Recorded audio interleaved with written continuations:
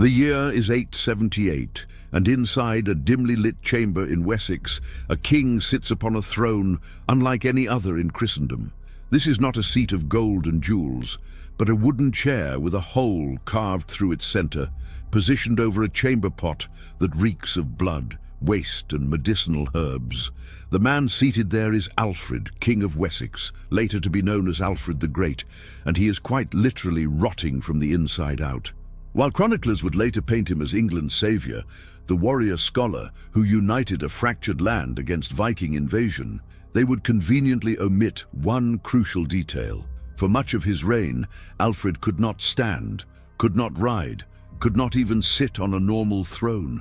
His body had become his prison, and his affliction would shape the destiny of a nation in ways no battlefield ever could.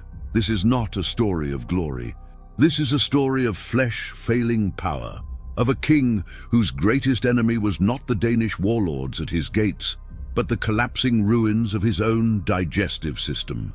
It is a story carefully scrubbed from official histories, too grotesque for the legend builders, too human for the myth makers. But it is real, documented in fragments of monastic records, medical treatises, and the whispered accounts of those who served in his court. What you're about to hear is the hidden truth behind one of England's most celebrated monarchs, a man who ruled from a toilet, who held councils while defecating, who signed treaties with servants wiping beneath him, and who ultimately died as he had lived for years, seated over a hole, surrounded by the stench of his own decay. The road to this grotesque throne began not in battle, but at the dinner table. Alfred of Wessex was born into Anglo-Saxon nobility in 849, a world where wealth was measured in land, livestock, and the ability to feast extravagantly. The royal diet of 9th century England was a slow poison dressed as privilege, roasted meat swimming in rendered fat, heavy bread made from refined wheat, salted fish preserved in brine, and ale consumed by the gallon. Fruits and vegetables were considered peasant food, beneath the dignity of nobles who could afford flesh at every meal. Alfred grew up on this diet, his young body forced to process quantities of animal fat and protein that his digestive system was never designed to handle efficiently. By his teenage years, the first signs appeared. Constipation became a recurring problem, painful but manageable. In an era without understanding of fiber, hydration, or digestive health, such complaints were common among the wealthy. Court physicians prescribed what they knew: laxative herbs, occasional fasting, and prayers to various saints associated with bowel health. Alfred, like most young nobles, ignored these minor discomforts. He was more concerned with learning Latin, studying military tactics, and proving himself worthy of leadership in a kingdom constantly under threat from Viking raiders. His body's quiet warnings went unheeded, drowned out by the noise of ambition and the demands of royal duty. The true catastrophe struck in 868, during what should have been a moment of masculine triumph. Alfred, then 19 and eager to demonstrate his physical prowess to his older brothers and the warriors of his father's court, participated in a stone-lifting contest. Such competitions were common among Anglo-Saxon nobility, tests of raw strength that reinforced the warrior culture of the age. The stones used were massive, requiring not just arm strength, but a full-body effort that engaged every muscle from legs to neck. Alfred, determined to match men twice his age, gripped a boulder that weighed perhaps 200 pounds and attempted to hoist it above his waist. As he strained, face reddening, veins bulging in his neck, something inside him tore. The pain was immediate and catastrophic, not the sharp snap of a broken bone or pulled muscle, but a deep, burning agony centered in his lower abdomen and anus. Alfred dropped the stone and collapsed, unable to stand. His companions initially assumed he had injured his back, a common enough affliction from such contests. But as servants helped him to his chambers, blood began to seep through his clothing. What Alfred had done, though no physician of the time could properly diagnose it, was catastrophically worsen an already compromised hemorrhoidal condition. The internal strain of lifting had caused existing swollen blood vessels in his rectal canal to rupture and prolapse. What might have been a manageable condition with modern medical intervention became, in 9th century Wessex, a permanent source of agony that would only worsen with time. For weeks, Alfred was bedridden. Court physicians applied what treatments they knew, poultices of crushed herbs, including yarrow and comfrey, believed to reduce swelling and encourage healing. They used leeches to draw blood, operating under the humoral theory that excess blood caused such inflammations. They prescribed sitting in warm baths infused with oak bark and witch hazel. Some treatments provided temporary relief, others made the condition worse. The leeches, applied directly to the hemorrhoidal tissue, caused infections. The herbal pastes, while soothing, could not address the underlying vascular damage. Alfred's rectum had been permanently altered by the injury. The veins remained swollen, prone to bleeding with every bowel movement, creating a cycle of damage and inflammation that would never fully heal. When Alfred finally rose from his sickbed, he was a changed man. Sitting had become an ordeal. The pressure on his damaged tissue caused immediate pain, sharp and burning. Standing or walking provided relief, but a king could not conduct all business on his feet. Thrones were designed for seated majesty, councils required sitting at tables, and long hours of administrative work demanded a stable position. Alfred began using cushions, thick pads of wool and cloth that distributed his weight away from the most painful areas. But even these provided limited comfort. The hemorrhoids continued to swell, now a permanent feature of his anatomy, bleeding regularly and causing a constant dull ache that sharpened into agony whenever he needed to defecate. The young prince's affliction remained a closely guarded secret. In Anglo-Saxon culture, physical weakness could be interpreted as divine disfavor, a sign that God had withdrawn his blessing from a leader. If Alfred's condition became widely known, it could undermine his authority, encourage rivals, and embolden enemies who might see a weakened king as an opportunity for conquest. The physicians who treated him were sworn to silence. Servants who cleaned his bloodied clothing and bedding understood that discretion was required for their continued employment. Even within the royal family, the full extent of Alfred's suffering was downplayed. He was described as having a chronic illness, a vague ailment that allowed for explanations of his discomfort without revealing the humiliating specifics. But secrets have a way of becoming impossible to keep, especially when they interfere with the functioning of a kingdom. Alfred's condition was about to collide with his destiny, for in 871, his elder brother King Ethelred died in battle against the Danes, and Alfred, at 22 years old, with hemorrhoids that bled and burned with every passing hour, became King of Wessex. The crown that should have been a triumph felt instead like a sentence, condemning him to years of sitting through councils, diplomatic meetings, and ceremonial functions while his body slowly destroyed itself. The throne of Wessex was about to become a very different kind of seat, one designed not for majesty, but for survival. The first years of Alfred's reign were marked by constant warfare with Viking invaders who sought to carve England into Danish kingdoms. These were years when a king was expected to lead from the front, to ride at the head of his army, to inspire troops through visible presence and personal courage. Alfred possessed the strategic mind for such leadership, but his body would not cooperate. Mounting a horse was agony. The saddle pressed directly against his inflamed hemorrhoids, and the bouncing motion of riding caused bleeding that soaked through multiple layers of cloth. After one particularly disastrous attempt to lead a cavalry charge in 871, Alfred dismounted to find his inner thighs streaked with blood, his undergarments completely saturated, and the pain so intense that he nearly fainted. It became clear that Alfred could not be the kind of warrior king his people expected. Instead, he adapted, developing a command structure that allowed him to direct military operations from a distance. Trusted generals like his brother-in-law and various ealdormen became his physical representatives on the battlefield, while Alfred himself coordinated strategy from fortified positions where he could sit, stand, or lie down as his condition demanded.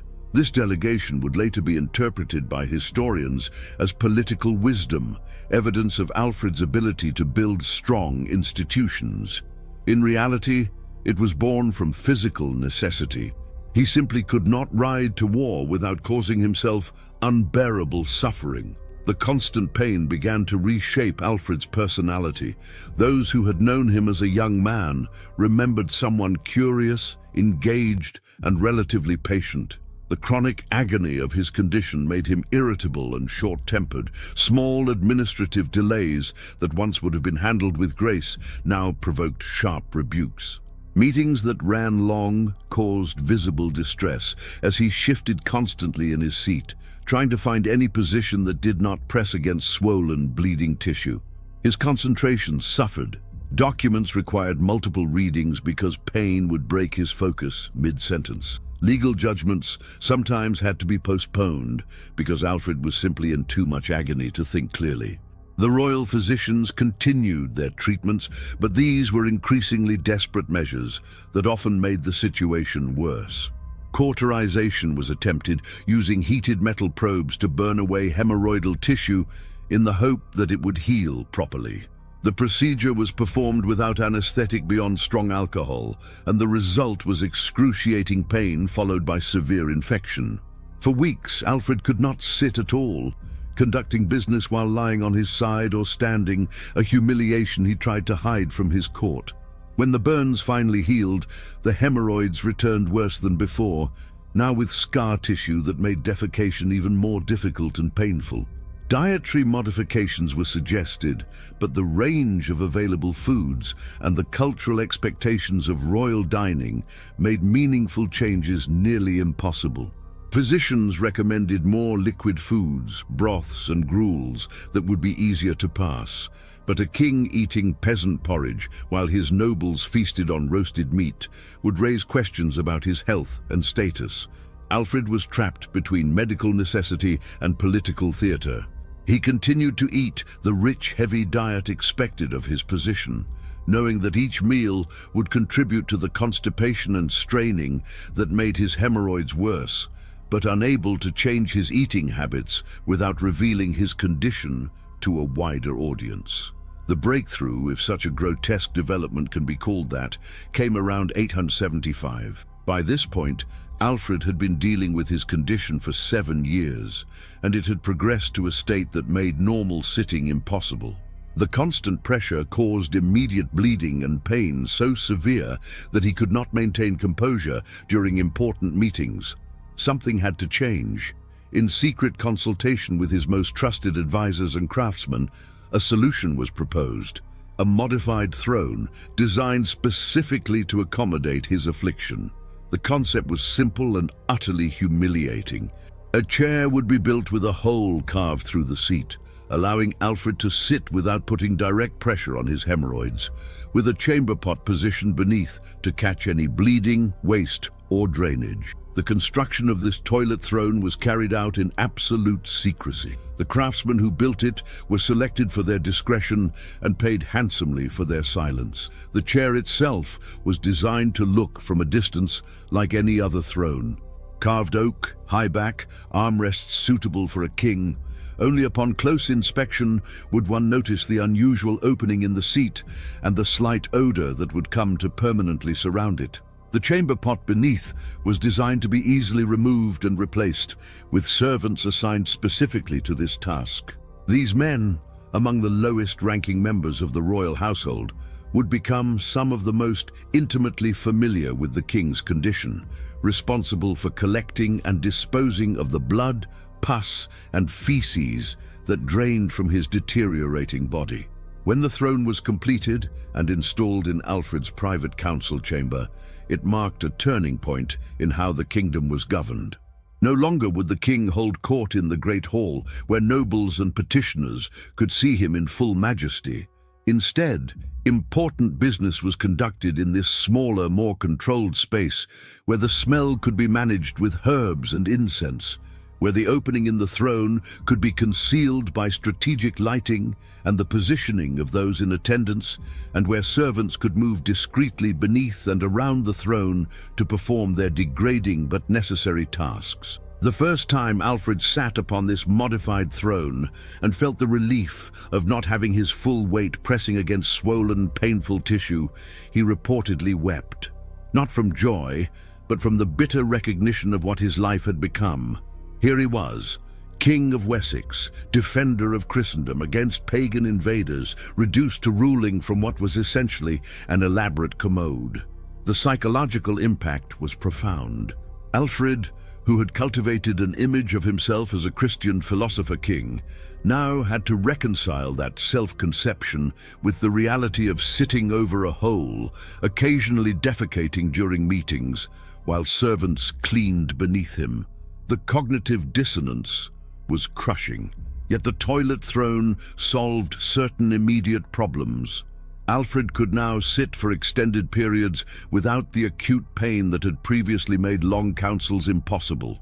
He could focus on documents and discussions without being constantly distracted by burning agony. The bleeding continued, but it drained away into the chamber pot rather than soaking his clothing. For the first time in years, Alfred could perform the basic functions of kingship without being in constant, overwhelming pain. It was a degrading solution, but it was a functional one. The kingdom's administration could proceed with greater efficiency now that the king was not regularly incapacitated by his hemorrhoids. The servants assigned to manage the toilet throne developed specialized protocols. Clean chamber pots were kept ready at all times. Cloths soaked in warm herbal infusions were prepared to offer some comfort when the king needed cleaning. Incense burners were strategically placed to mask the smell of blood and feces. A complex system of signals allowed Alfred to indicate when he needed privacy for defecation, causing advisors to pause in their presentations and step back while maintaining the pretense that this was normal and unremarkable. These servants became, in their way, some of the most powerful people in the kingdom, for they alone saw the king at his most vulnerable and degraded. The psychological toll on these servants is worth considering. They were required to perform acts that violated basic human dignity, both their own and the king's. Wiping clean a grown man's bottom, collecting his bloody waste, breathing in the stench of his decay, all while maintaining an expression of neutral professionalism. Some developed a gallows humor about their duties, making crude jokes in the servant quarters about the true nature of royal power. Others found the experience traumatizing, requesting transfers to any other duty, no matter how menial. A few saw it as an opportunity, leveraging their intimate knowledge of the king's condition to gain small favors or advance within the household hierarchy. Meanwhile, Alfred's hemorrhoids continued to worsen despite the accommodations of his special throne. The swelling increased over time, with the tissue becoming increasingly inflamed and prone to infection. Anal fissures developed, small tears in the delicate mucosa that caused sharp pain with every bowel movement and created entry points for bacteria. Infections became frequent, causing fever, increased bleeding, and foul-smelling discharge. Physicians attempted to treat these infections with what antibacterial agents they knew: honey, which does have genuine antimicrobial properties, and various herbal preparations of uncertain efficacy. Sometimes these treatments helped, more often they simply delayed the inevitable progression of disease. The king's diet, which should have been modified to ease his condition, remained stubbornly problematic. Alfred, for all his intellectual curiosity and willingness to learn from books, could not or would not change his eating habits in meaningful ways. Breakfast still featured heavy bread and salted fish. Midday meals included roasted meats. Evening feasts, especially when hosting nobles or foreign dignitaries, demanded multiple courses of the richest foods available. The ale flowed constantly, contributing to dehydration that made his stools harder and more difficult to pass. Each passage tore at already damaged tissue, perpetuating a cycle of injury and inflammation that no amount of herbal paste could interrupt. Alfred's personal writings from this period, primarily his translations of Latin texts and original compositions on kingship and philosophy, take on new meaning when read with knowledge of his physical condition. His frequent meditations on suffering, on the testing of righteous men through bodily affliction, on the importance of enduring pain with grace, these were not abstract theological musings. They were the thoughts of a man in constant agony, trying to find meaning in his degradation. When Alfred wrote about the transitory nature of earthly power and the corruption of the flesh, he was writing from lived experience. His throne, with its hole and chamber pot, was a daily reminder that no amount of political authority could overcome the basic vulnerabilities of a failing body. The situation became more complicated as Alfred's need for the toilet throne grew more constant. What had initially been used only for extended council sessions became his permanent seat. He began conducting all business from this chair, eating meals there, receiving petitions there, dictating letters there. The chamber where it was located became, in effect, the true throne room of Wessex, though no official chronicle would ever describe it as such. The smell, despite the incense and herbs, became pervasive. Anyone who entered the room could detect it immediately, the unmistakable odor of human waste mixed with blood and medicinal preparations. Visitors learned to breathe through their mouths and to avoid showing any reaction that might offend the king's dignity. This brings us to one of the most remarkable aspects of Alfred's condition, the conspiracy of silence that surrounded it.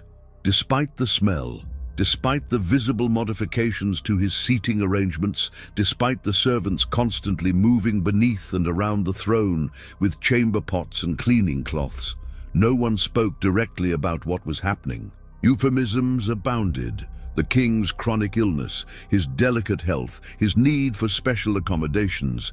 Even in private letters between nobles, the specific nature of Alfred's affliction was rarely stated explicitly. This was partly out of respect, partly out of fear of consequences for breaking the taboo, and partly because acknowledging the truth would require confronting the disturbing reality that their king was quite literally rotting alive while still attempting to rule.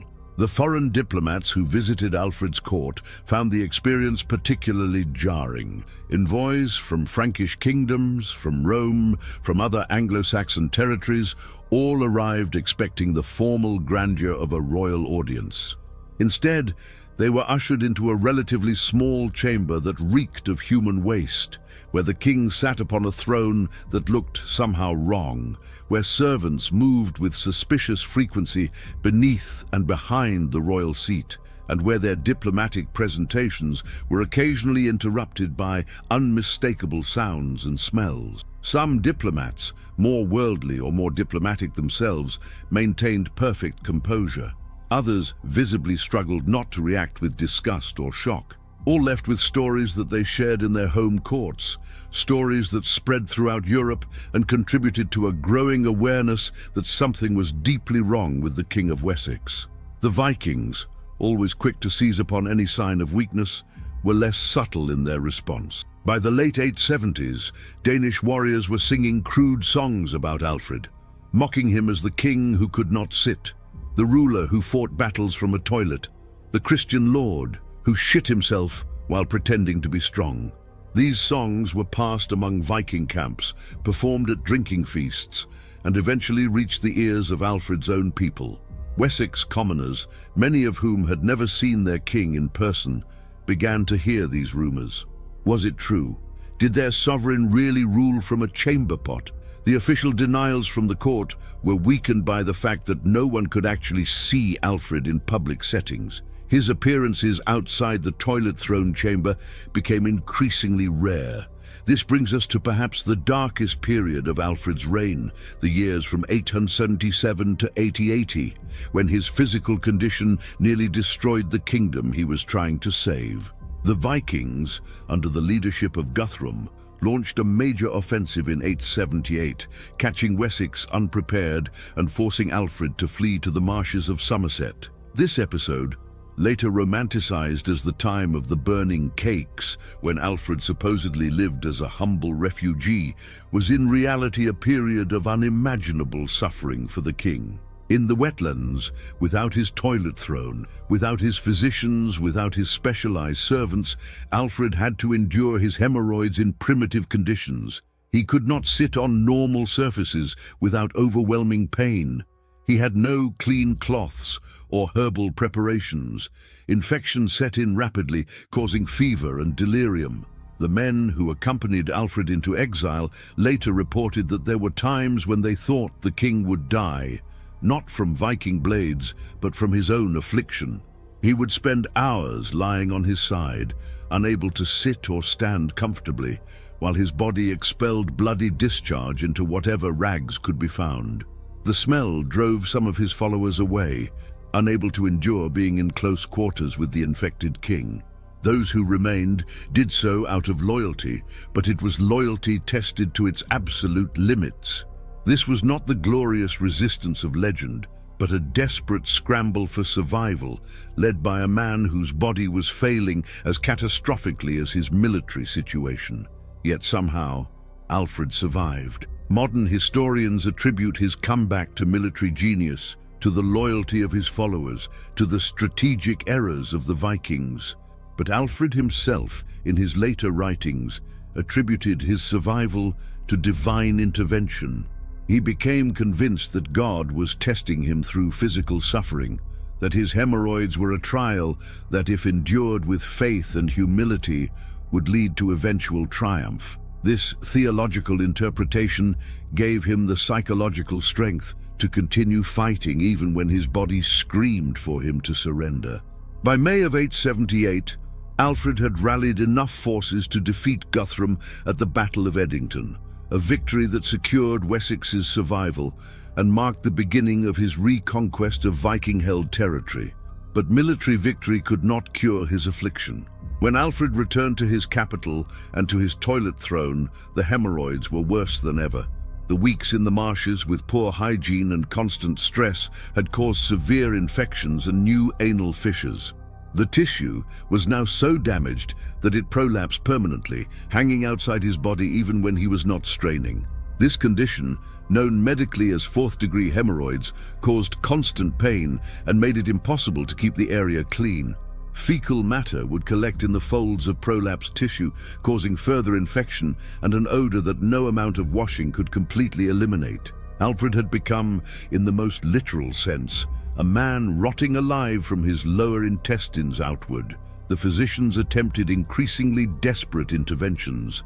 Surgical removal was considered but rejected as too dangerous, rightly so, given that without anesthesia, antiseptics, or antibiotics, such an operation would likely have killed him from shock, bleeding, or infection.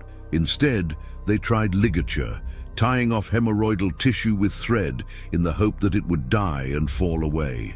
This procedure caused excruciating pain and only partially worked, removing some tissue while leaving the most severely damaged areas intact. They tried various caustic substances, applying acidic preparations to burn away diseased flesh. These caused chemical burns that added to Alfred's suffering without providing lasting relief. Every treatment was a gamble that usually failed. Through all of this, Alfred continued to rule. This is perhaps the most remarkable aspect of his story. Despite pain that would have incapacitated most people, despite infections that caused fever and delirium, despite the constant humiliation of his condition, Alfred kept working. He revised law codes, reorganized the military, promoted education and literacy, commissioned translations of important texts, and oversaw the construction of fortified towns throughout Wessex. His intellectual output during his years on the toilet throne was extraordinary, suggesting that he channeled his suffering into furious productivity, perhaps as a way of proving that his mind remained sharp even as his body decayed. But this productivity came at tremendous personal cost. Alfred's family life suffered. His wife, Ailswith, while loyal, found it increasingly difficult to be near him. The smell was part of it, but more profound was the psychological strain of watching someone she loved deteriorate in such a degrading manner. Their physical relationship became impossible as Alfred's condition made any activity involving his lower body agonizing. The children learned to associate their father with the smell of sickness and the atmosphere of the sick-room throne chamber. They were being raised in a court dominated by the king's affliction, where the rhythm of daily life was dictated by his bowel movements and pain cycles. The transfer of power within the government became unofficial, but real. While Alfred remained king in title and still made final decisions, the day-to-day administration increasingly fell to others. His son Edward, his son-in-law Ethelred, and various trusted ealdormen took on responsibilities that Alfred's condition made difficult for him to fulfill. They led armies because Alfred could not ride. They traveled to conduct diplomacy because Alfred could not leave his throne without risking a medical crisis. They made decisions that, in theory, required royal approval, but in practice were implemented before Alfred could review them, because waiting for the king to be well enough to focus on administrative details could mean waiting days or weeks. This shadow government operated with Alfred's tacit blessing because he understood his limitations, but it also created a dangerous precedent. The idea that a king could be largely incapacitated yet still nominally rule, that real power could rest with those around the throne rather than on it, this was a development that would have long-term consequences for English governance. Future kings who proved incompetent or incapable would find themselves marginalized in favor of councils and powerful nobles, a pattern that Alfred's toilet throne helped establish. His personal suffering had inadvertently created a constitutional innovation, the idea that kingship could be, in some sense, separable from the person of the king. As the years passed, the maintenance of Alfred's body became a full-time occupation for a team of specialized servants. There were those who managed the chamber pots, emptying and cleaning them multiple times per day. There were those who prepared the herbal poultices and medicinal preparations, grinding ingredients and mixing them according to recipes provided by physicians. There were those who maintained the supply of clean cloths, washing and boiling the blood and feces-stained materials in a constant cycle. There were those who managed the incense and herbs used to mask the smell. And there were those whose specific duty was to clean Alfred himself, wiping him after defecation, applying ointments to his prolapsed tissue, and attempting to push the hemorrhoids back into place, a procedure that became increasingly difficult and painful as the tissue became more damaged. These servants developed routines of numbing efficiency. One would hold a bowl of warm herbal water, another would have cloths ready, a third would apply the post-cleaning ointment. A fourth would dispose of the chamber pot contents. They worked with minimal communication, having performed these tasks so many times that words were unnecessary. Their lives were spent in the most intimate possible contact with royal flesh at its most vulnerable and repulsive. Modern sensibilities struggle to comprehend the psychological impact of such work. To spend years of your life with your primary duty being the cleaning of another human's diseased anus creates a unique form of trauma, a degradation that no wage could fully compensate. Yet some of these servants, in their own accounts preserved in monastic chronicles, expressed a strange form of pride in their work. They saw themselves as performing a sacred duty, maintaining the physical body of the Lord's anointed king, even as that body betrayed him. In a deeply hierarchical society where proximity to power was power, these lowest servants who wiped the king's bottom held a perverse form of importance. They knew secrets that earls and bishops did not. They saw the king as no one else could. This knowledge, while degrading to acquire, gave them a certain status in the complex social dynamics of the court. The smell of Alfred's throne chamber became a permanent fixture of the palace. No amount of incense or herbs could completely mask it. Courtiers learned to identify different odors and what they signified. The sour smell of old blood meant the king had been bleeding heavily. The sharper stench of fresh feces indicated he had just defecated. The sweetish, rotten odor of infected tissue meant the hemorrhoids had become inflamed again. A particularly foul smell suggested that an abscess had developed and burst. These olfactory cues allowed those who worked closely with the king to gauge his condition without needing to ask, an important skill in a court where the king's dignity demanded that no one openly acknowledge his affliction.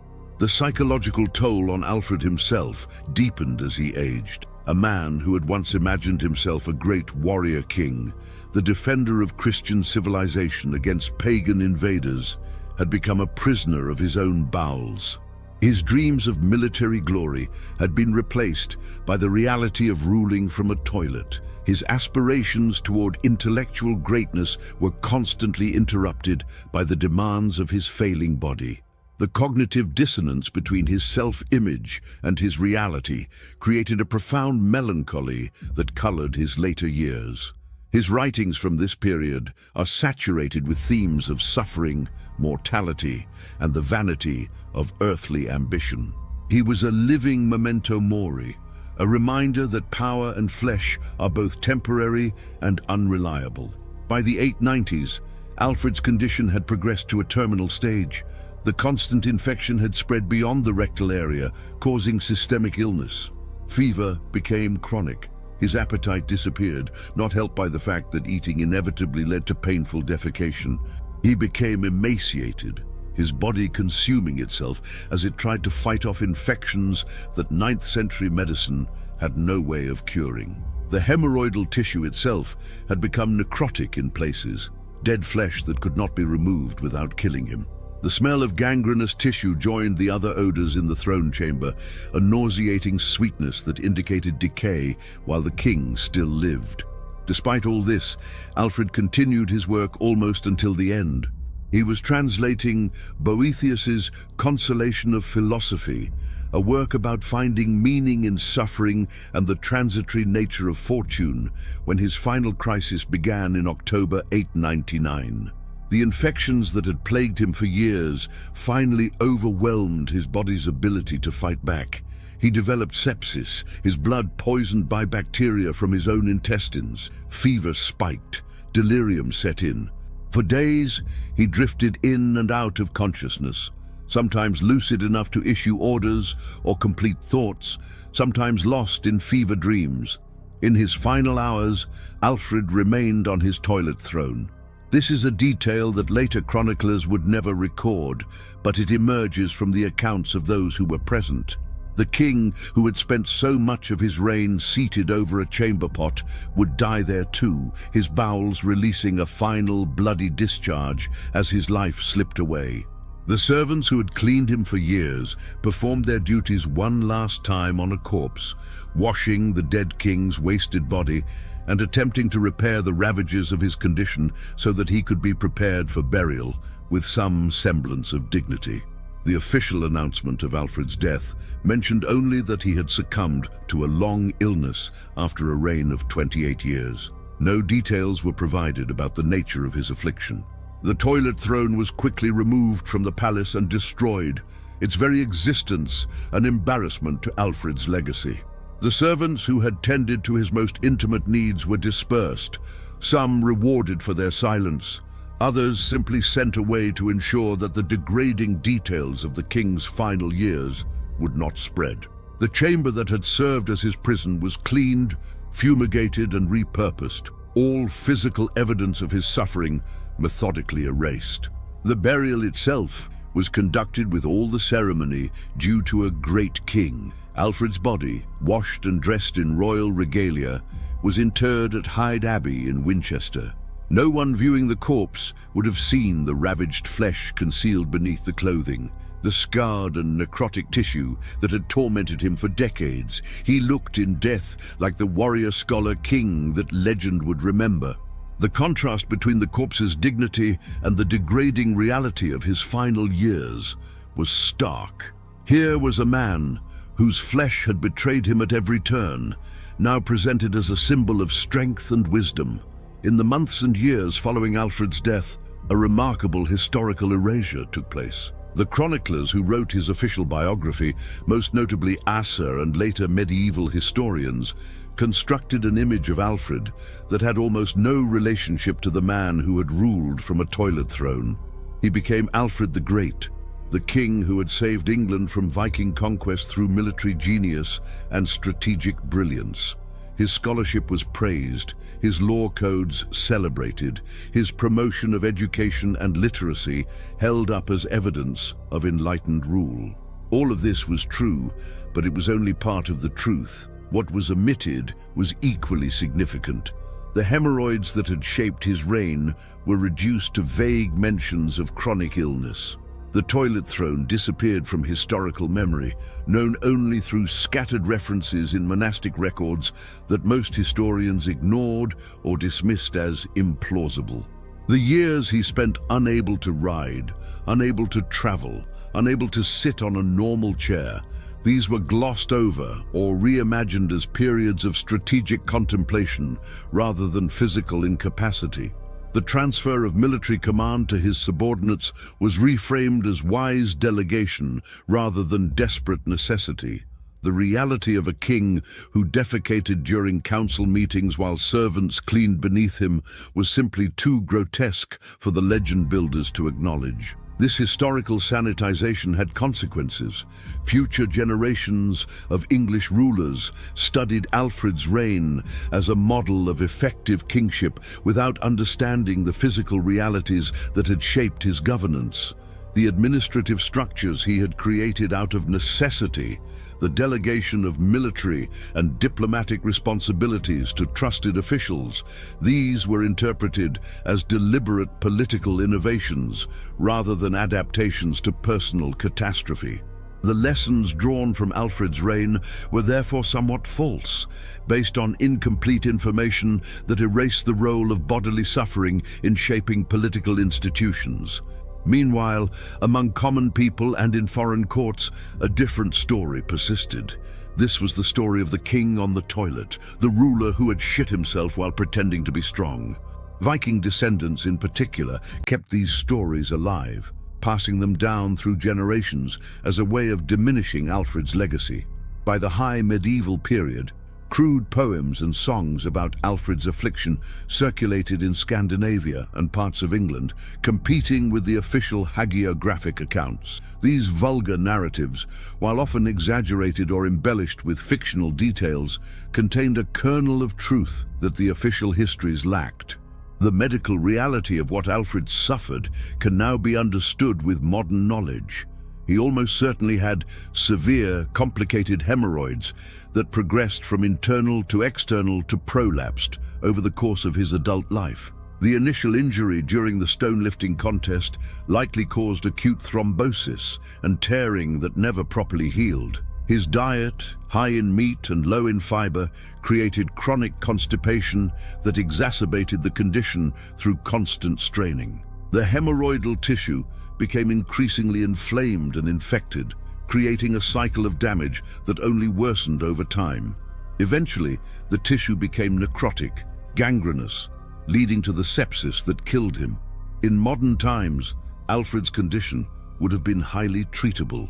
Dietary modifications, stool softeners, and topical treatments would have managed the early stages. If these conservative measures failed, minimally invasive procedures like rubber band ligation or sclerotherapy could have addressed the swollen veins.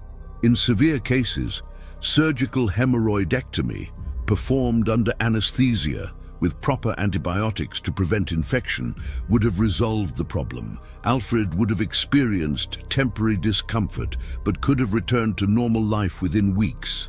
Instead, in the 9th century, he suffered for decades before dying of an entirely preventable complication. The tragedy of Alfred's story is not just personal, but cultural. Here was a man of genuine intellectual gifts and administrative talent, someone who could have contributed even more to his kingdom if not constantly hampered by physical suffering. How many decisions were delayed or poorly made because the king was in too much pain to focus? How many military opportunities were missed because the commander-in-chief could not ride to the battlefield? How many diplomatic relationships were damaged because foreign envoys were repulsed by the conditions in which they met the king? The hemorrhoids that modern medicine could have cured in an afternoon shaped the course of English history in ways we can only begin to calculate. There is also a broader lesson here about the vulnerability of power. Alfred occupied one of the most powerful positions in 9th century Europe, yet he was helpless against his own body.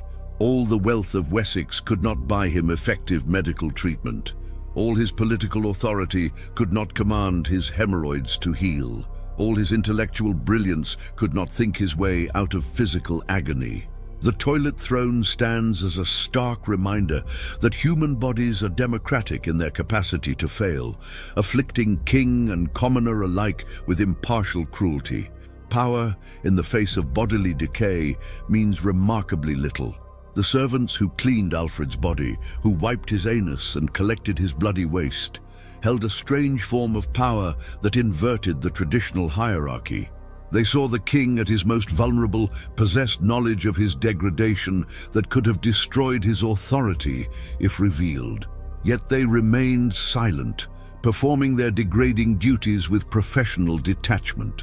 Their silence was bought with wages and secured through fear of consequences, but it was also rooted in a recognition that revealing the king's condition would not actually improve their own positions.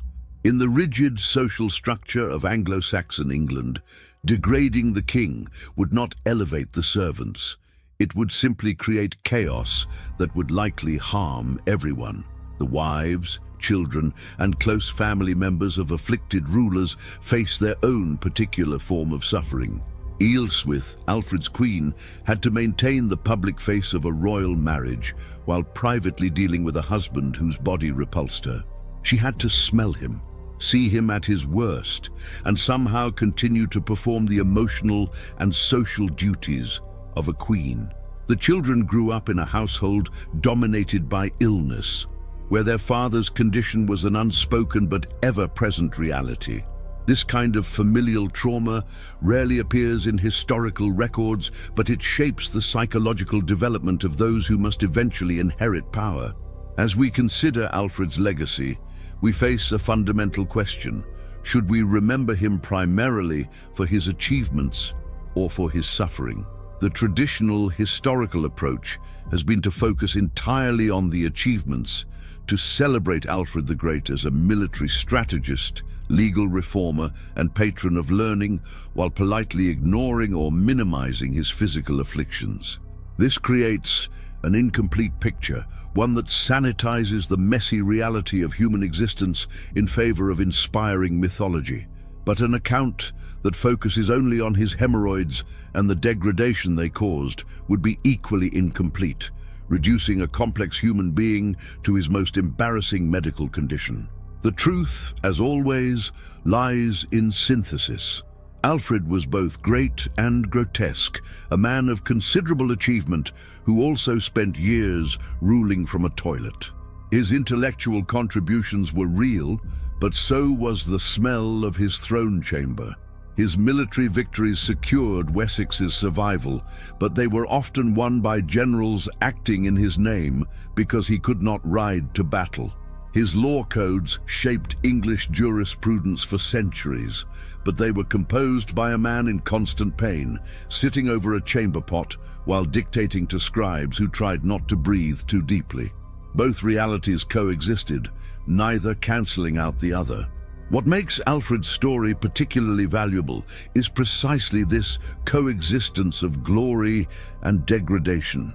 It forces us to confront the uncomfortable truth that human achievement often emerges from or alongside human suffering. That the same person can be both admirable and pitiful, powerful and helpless, wise and broken.